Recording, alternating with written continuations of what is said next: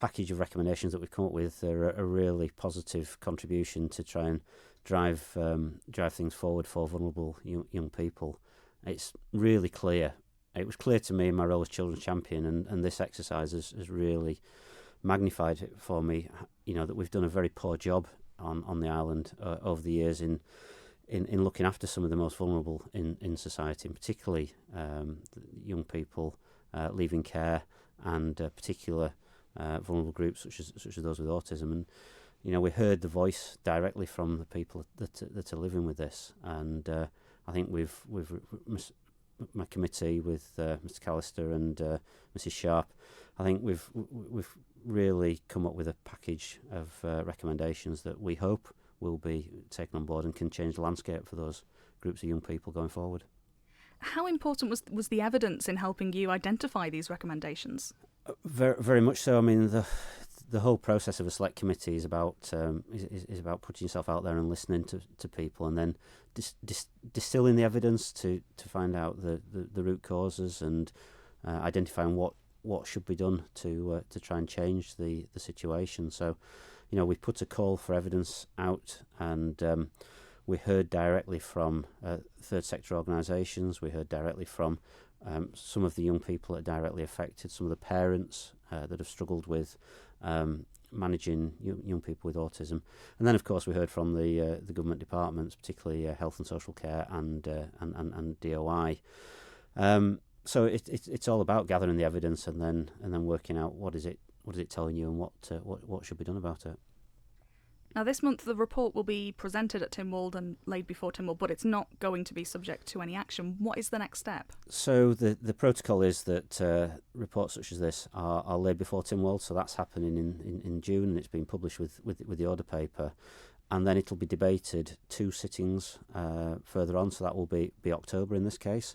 During that time, the Council of Ministers will have a chance to consider the report and to decide their response to the recommendations that are in there, and in October they'll put their response out with the Tynwald order paper, and I will present the report on behalf of the committee, and there'll be a debate with our recommendations and whatever council ministers come up with, whether they fully endorse those or whether they try and amend some of them. That'll be seen at the time, and those things will be debated, and that's when the real action happens with this, and hopefully that then lays a foundation for some real action going forward to improve the situation. With a lot of the recommendations, there's calls for grants, for more care to be provided for a longer time. A lot of these things, they're not free. It will cost some money. How important is it that the government does invest in these recommendations? So we're spending money anyway.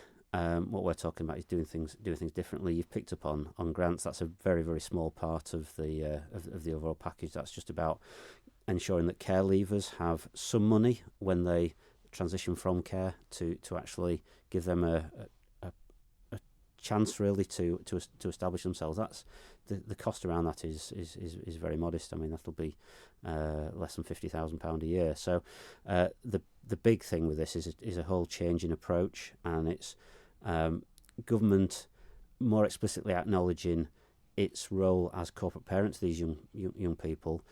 It's about not having a hard cut-off at the age of 18 and sort of effectively releasing people from care, as happens now with very little formal support around them, and putting them into accommodation that is frankly substandard. And it's also about putting the young person right at the heart of the decision making, so that their interests are properly represented. And I think the biggest thing is an attitude change. These young people are young people like any others. They've got aspirations, they've got hopes, they've got desires, they've got abilities, and we absolutely need to give them the best chance in life. And within the evidence there's some very, very powerful testimony from the Voices in Participation Council, which is the group of young people that are in care and have recently left care. And I would encourage everybody to read that. I mean, frankly, the island has been letting these young people down for many, many years. And my hope from this committee is that this starts to change that for those young people.